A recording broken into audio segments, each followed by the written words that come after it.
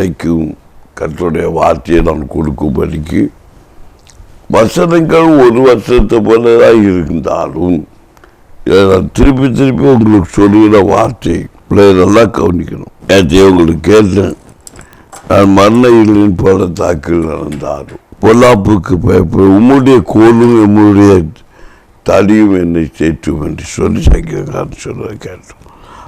அதே மாதிரி தெய்வ பிள்ளைகளை இந்த இயேசு வாழ்றார் ஜெப வீட்டில் வருகிற தீர்க்க சத்தமானது உங்களை நடத்தி கொண்டிருக்கிறது. அதிகாரத்தோட ஆணையோட கிருபையை கொண்டு நான் உங்களுக்கு நடத்தி கொண்டிருக்கிறேன்.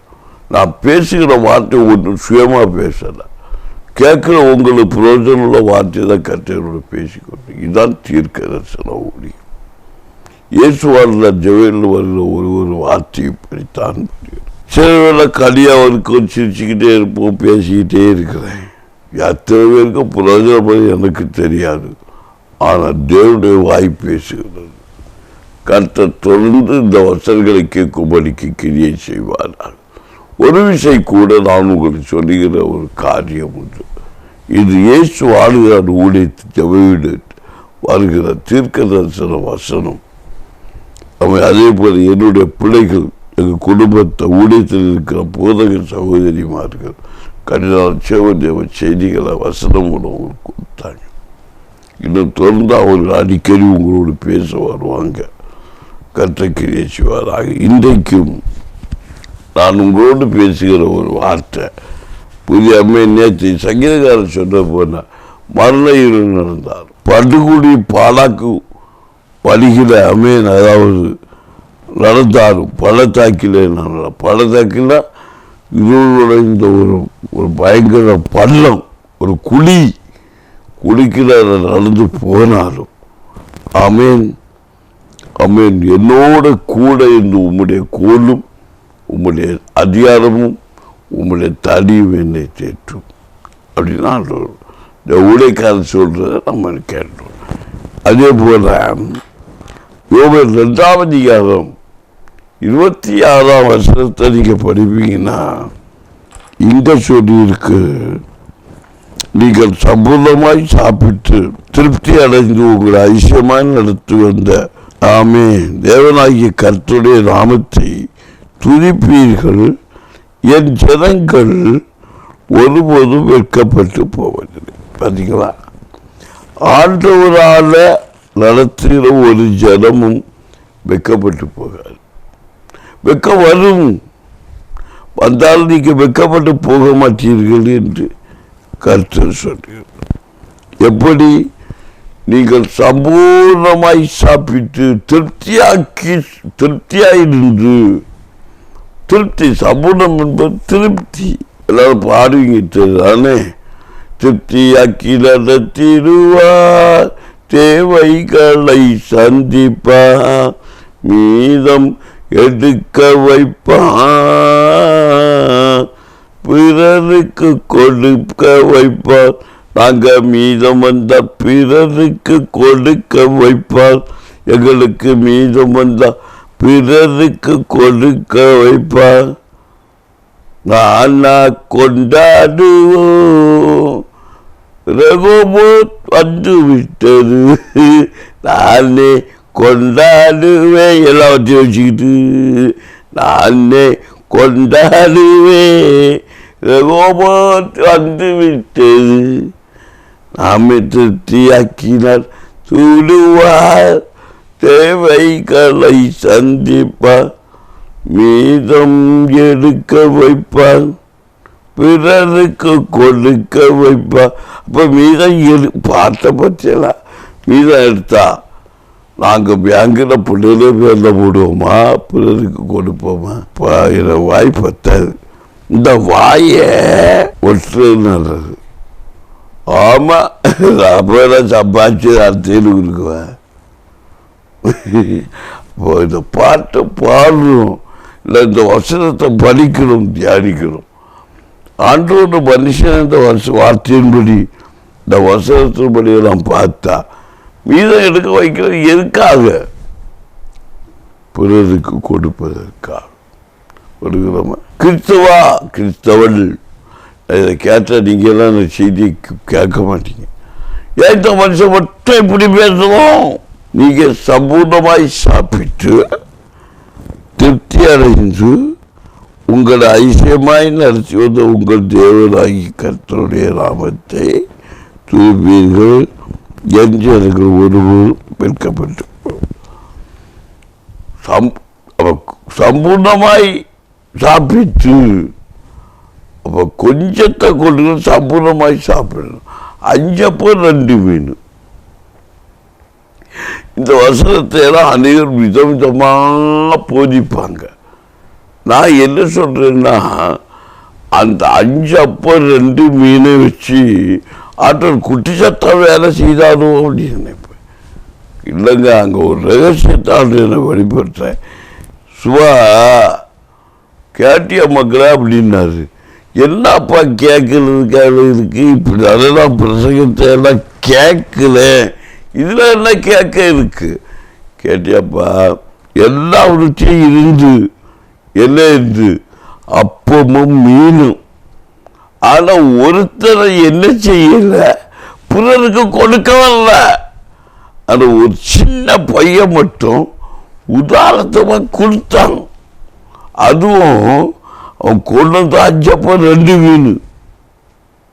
அது 2 மீனையும் அவன் என்ன செஞ்சான்னா, ஆண்டவர் ஆகலை இல்லைன்னு சொன்னவன் அவருக்கு சுவிசேஷத்தை கேட்டவன், அவனுக்கு வசத்தை கேட்டவன், அவருக்கு மேல விசுவாசம் உள்ளவனாகி அவன்கிட்ட இந்த 5 அப்பம் 2 மீனையும் கொண்டு கொடுத்தாய்.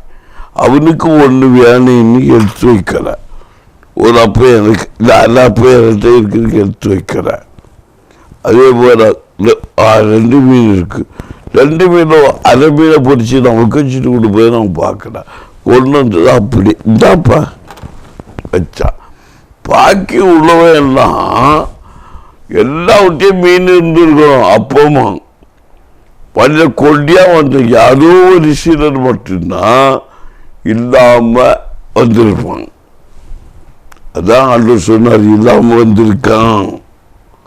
ஆனா இருக்கவே எல்லாம் சம்பூர்ணமா சாப்பிட்டு அவன் வீட்டில் வளர்க்க லாக்கியெல்லாம் போட்டு பேசாம போயிட்டே இருந்திருப்பான்.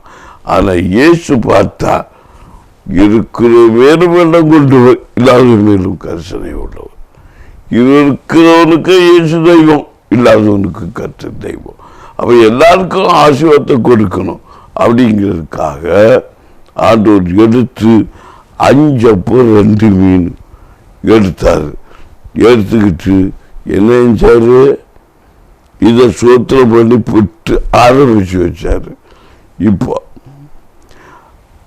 எல்லாரும் 5 அப்பத்தில் 1 அப்பத்தை எடுத்தான். அடுத்து எல்லாம் அவனை கையில் இருக்க எல்லாம் துறக்க ஆரம்பிச்சான். எடுத்து அவன் திடீர்னு அவனுக்கும் திருப்தியாகி எடுத்துட்டு எல்லாம் அவனுக்கு கொடுத்து சாப்பிட போய் தொடங்கினான். அப்படியே போய் போய் போய் போய் அவன் கொண்டு எல்லாம் அவனு இருந்துட்டான். சாப்பிட ஒரே இடத்துல இருந்துட்டான். அவன் சாப்பிட்டு சாப்பிட்டு எல்லாருக்கும் பகிர்ச்சி கொடுத்தா, இருந்தவருக்கு ஆசீர்வாதத்தை வச்சு எல்லாருக்கும் பங்கிட்டு கொடுத்த நிமித்தம் 12 கூட மீதம் வந்திருக்கு. இது குட்டி சத்தம் வேலை இல்லை.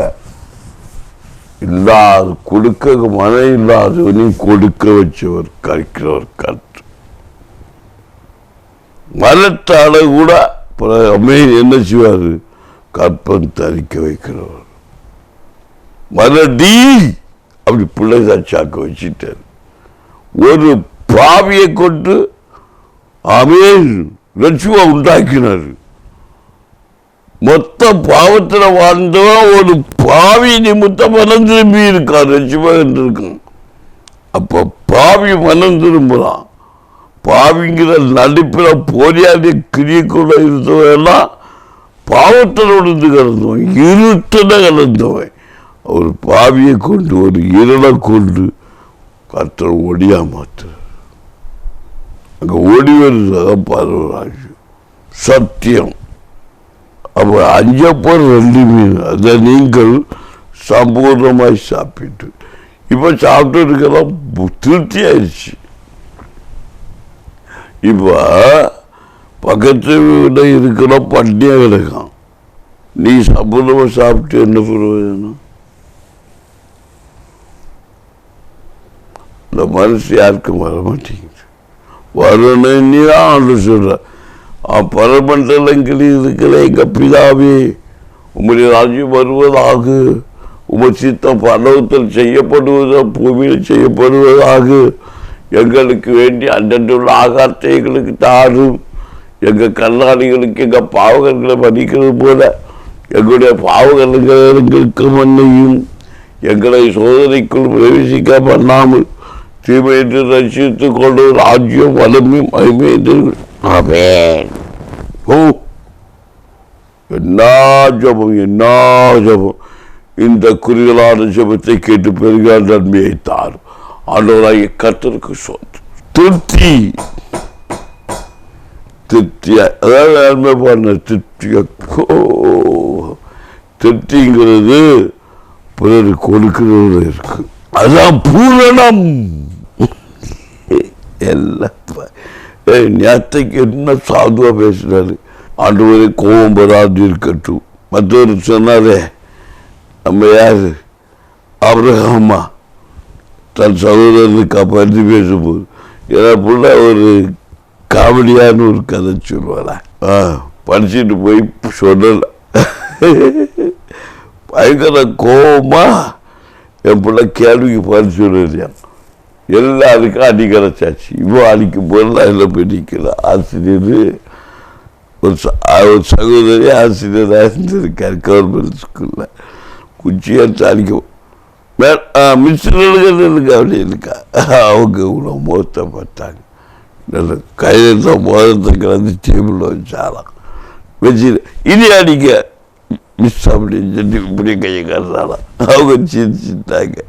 இவன் ஏன் மோதிரம் உடச்சிடக்கூடாது சிரிச்சாங்களாம் அவங்க. இவளுக்கு சிரிச்சுக்கிட்டு அடிக்கிறத பார்த்தா இவளுக்கு வரைக்க.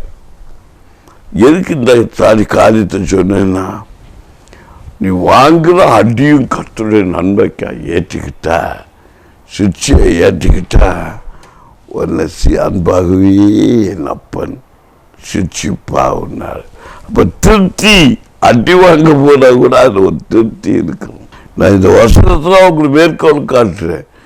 சாப்பிட்டு திருப்தி அடைஞ்சு 5 மீனை சாப்பிட்டு திருப்தி அடைஞ்ச அந்த தம்பி அதெல்லாம் 12 கூட மீதம் வந்துச்சு. கைகளை தட்டி மீதம் எடுக்கணும். முதல்ல இருக்கிற திருப்தியாக மீதம் வரும். கடத்தை அடைப்ப, பக்கத்திற்கு கொடுப்ப. ஆமே, அதான் திருப்தி மீதம். ஆமேன். ஒருபோதும் அப்படிப்பட்டவங்க தான் ஒருபோதும் வெட்கப்பட்டு போவதில்லை. அதான் அர்த்தம். யார் வெட்கப்பட்டு போக மாட்டான்? இருக்கிறதுல திருப்தியா நடக்கிறவன் வெட்கப்பட்டு போக மாட்டான். இல்லாத நினைச்சு ஆசைப்படாம, இல்லாத நன்மையை நினைச்சு அழாம, இருக்கிற நன்மையில, கொடுக்கப்பட்ட வேலையில, கொடுக்கப்பட்ட காரியத்தில், கொடுக்கப்பட்ட ஜனத்தில் உண்மையாக பூர்ணமாக தன்னுடைய வாழ்க்கையை நடத்துகிற ஒரு மனுஷன் அவன் திருப்தியாக்கி நடத்துகிற தேவன். அவன் மகிமையாக ஆசீர்வதிக்கப்படுவான் தான் இந்த பைபிளுடைய வெளிச்சம். ஆமீன், ஆமீன். அடுத்ததாக பார்ப்பீங்கன்னா 2 தெசலோனிக்கேயர் 3 அதிகாரம் 5 வசனத்தில், கர்த்தர் உங்களுடைய இதயங்களை தேவனை பற்றும் அன்புக்கும் கிறிஸ்துவின் பொறுமைக்கும் நேராய் நடத்துவார். கிறிஸ்துவுக்கு பொறுமை அங்கே விளங்கணும். எப்படி நடத்த? கிறிஸ்துவ பொறுமைக்கு நேராக நடத்துவாராம். யோவான் 16 அதிகாரம் 13 வருஷத்தை பார்ப்பீங்கன்னா, சத்திய ஆவியாக அவர் உங்களுக்கு வரும்போது சகல சத்தியத்துக்குள்ள நடத்துவார். அவர் தம்முடைய சுயமாய் பேசாமல் தாம் கேள்விப்பட்ட யாவையும் சொல்லி வரப்போகிற காரியங்களை உங்களுக்கு அறிவிப்பார். சத்திய ஆவியானவர் உங்களுக்குள்ள வரும்போது சகல சத்தியத்துக்குள்ள உங்களை நடத்துவார். அவர் தம்முடைய சுயமாய் பேசாமல் தன் கேள்விப்பட்டவைகளையும் தனக்கு கூட இருக்கிறவங்க குறித்து கண்டதை குறித்து கேட்டு கண்டித்து கொடுத்து சத்தியாவியானவர். எங்கள் வீட்டில் ஒரு அம்மா வேலை செஞ்சாங்க. அவங்க எனக்கிட்ட குற்றம் கண்டுபிடிச்சிக்கிற காரியம் என்ன தெரியுமா? நான் பாசப்பட்ட ஒருத்தையும் உண்மை சொல்ல முடியாது. அவங்க என்ன சொல்லுவாங்க அப்படின்னா, அவங்கள்ட்ட உள்ள சொன்னால் அப்படி உள்ள கொப்படிச்சு ஊற்றுவாங்க. நிறைய பேர் அப்படிதான். தான் சொல்ற ரகசியத்தை வெளியே சொன்னா, தலை செய்த பேசுகிற வார்த்தை வெளியே சொன்னா அது சொல்ல மாட்டாங்க. அந்த வசனம் என்ன சொல்லுதுன்னா, தேவனுக்கு பிரியமில்லாத ஆலோசனை சொல்லும்போது அந்த வெளிப்பட்டு அதனோட குறைய குற்றத்தை கண்டித்து உணர்த்துறாங்க. அங்கே வசனம் சொல்லுது. ஏன்னா பிள்ளைகள்கிட்ட அவருக்கு சொல்ல, உங்கள் அப்பாட்ட ஒரு காரியம் சொல்ல முடியாது. ஏன் சொல்ல முடியாது? அப்படி ரோட்டில் கொப்பளிச்சு ஊட்டுவார். அது இங்கே வசனம் என்ன சொல்லுது? அதுக்காக எல்லா ரகசியமும் சொல்லவும் முடியாது. அதை கண்டித்து உணர்த்த முடியாது. வசனம் சொல்றேன், நான் சொல்ல மாட்டேன், கண்டித்து உணர்த்தி இருக்கிறேன். அது எச்சரிக்கையா இருக்கணும். கண்டித்து உணர்த்திருக்கும் ஆவியானவர். அது அவங்க அதை என்ன கண்டித்து உணர்த்தும் போது அவங்க என்ன சொல்றாங்கன்னா, அவர்கிட்ட சொல்ற காரியத்தை அப்படி ரோட்ல கோப்பிடிச்சு ஊத்துறாரு.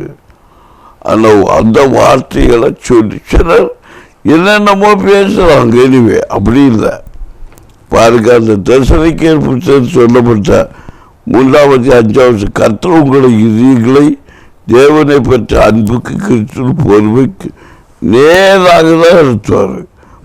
அவருக்கு வடிவத்தை நேராக தான் இருக்கும். பார்வை அப்படியே ஸ்ட்ரைட்டா இந்த பக்கம் சர்ச்சி, இந்த பக்கம். அப்போ இங்கே இப்படி ஆண்டவர் சொல்லியிருக்காரு. நெருந்து போகிற நாளை பொறிக்காத கற்று, மங்கி இருக்கிற வழக்கை அணைக்காத கற்று, கருத்துல பிடிச்சிட்டு மங்கி கருத்துள்ள அகற்றுவார்.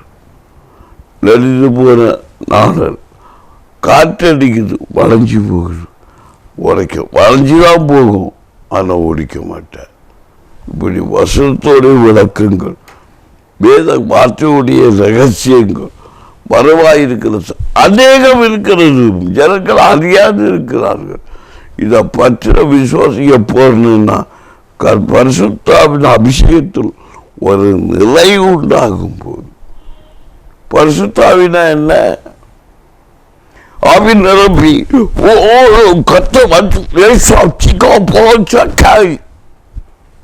சவுலுக்கு நிலைமை நிறைய இருக்கு.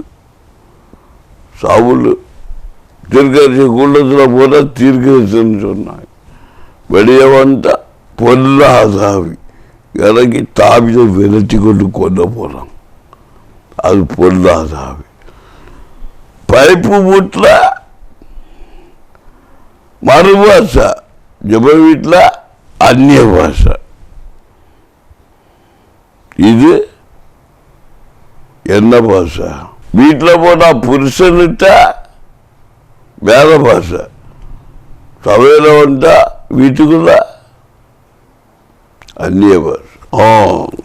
இந்த வசனங்கள் சத்தியத்தை எல்லாம் பார்க்கணும். அதுதான் யாத்திரா 15:13 சொல்லியிருக்கு. நீர் மீட்டுக்கொண்ட இந்த ஜனங்களை உமது கிருபையினாலே அழைத்து வந்தார். உம்முடைய பரிசுத்த வாசத்தனத்துக்கு நேராக அவர்களை உமது பலத்தினால் வழி நடத்தினாலும். ஆமீன், ஆமீன். யோவான் 16:13 சத்தியாவியாகிய தேற்றரவாளர்.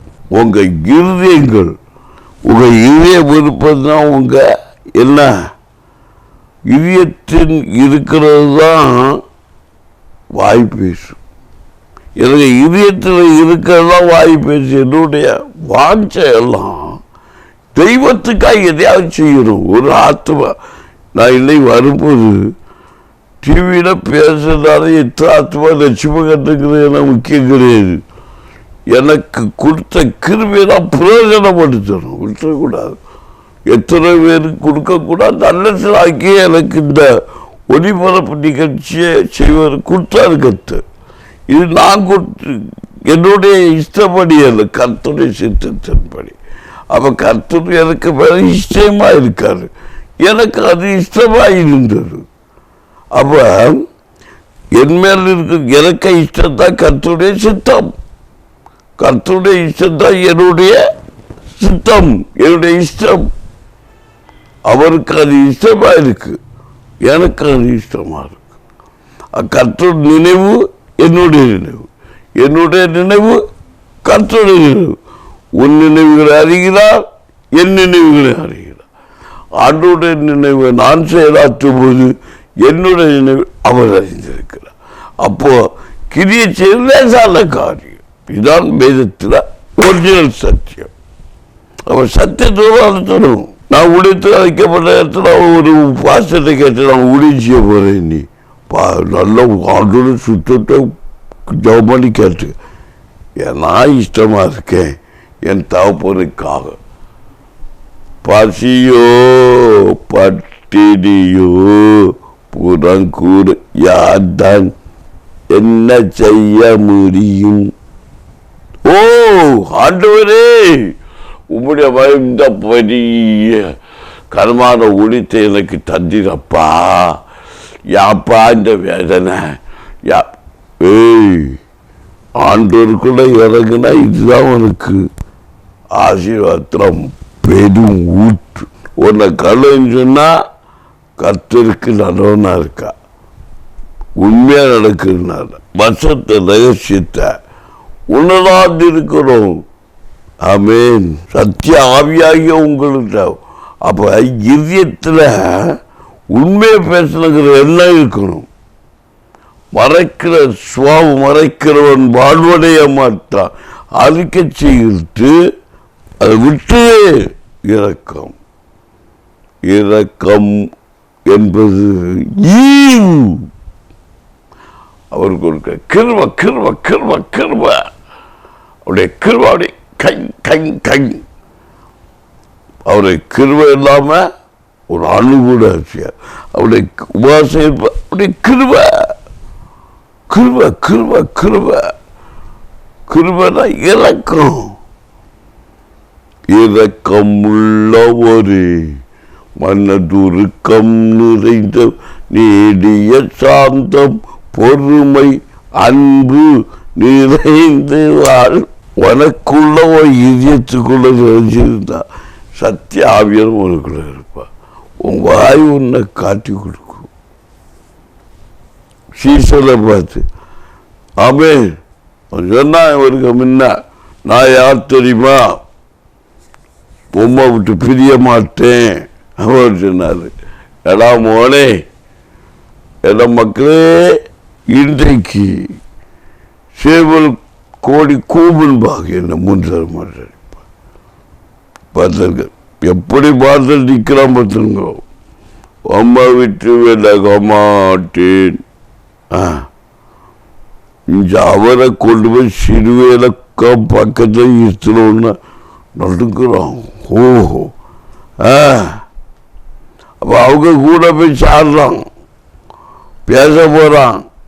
ஆகா, இவனுக்கு பேச்சில் அவனை மாதிரி இவன் பேசுவான், இவனுக்கு வித்தியாசம் இவன் அவன் தான். நீ ஐயோ அவருக்கு எனக்கு சம்பந்தமே இல்லை. ஷவர் கொடி கூடு. ஏன்? அவருக்கு சிறுவையை பார்த்தோட இவன் பயந்துட்டான். பயப்படுகிறவன் தேவனுடைய ராஜ்யத்தை சுதந்திரத்துக்கு கொள்வதில்லை. ஊழியத்துக்கு இறங்கிட்டு பயப்படுறவன், கலப்பை மேல கையை வச்சுட்டு பயப்படுறவன், தேவ சித்தம் இல்லாம ஊடி சரியா தேவ சித்தத்தில் போடி ஊடி நினைக்காத. எதையும் தாங்கள் ரெடி, மறிக்கவும் ரெடி, பசியை கலப்பதற்கு ரெடி, பட்டியாக இருப்பதற்கு ரெடி, வியாதிஸ்தராக இருப்பதற்கு ரெடி, தோல்வியை காப்பல் ரெடினா தேவனுடைய சித்தம் உன் இதயத்தின் வாஞ்சியை நிறைவேற்றும். என்னமெல்லாம்